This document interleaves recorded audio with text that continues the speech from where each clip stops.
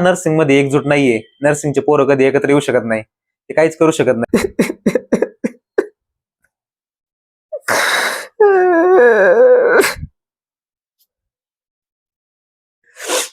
मित्रांनो, म्हणजे ना मला काय करू ते सुचत नाहीये. मी ना 2 रील्स 3 रील्स काल अपलोड केले.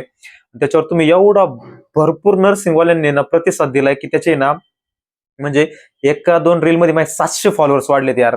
म्हणजे जे म्हणतात ना नर्सिंग मध्ये एकजूट नाहीये, नर्सिंगचे पोरं कधी एकत्र येऊ शकत नाही, ते काहीच करू शकत नाही.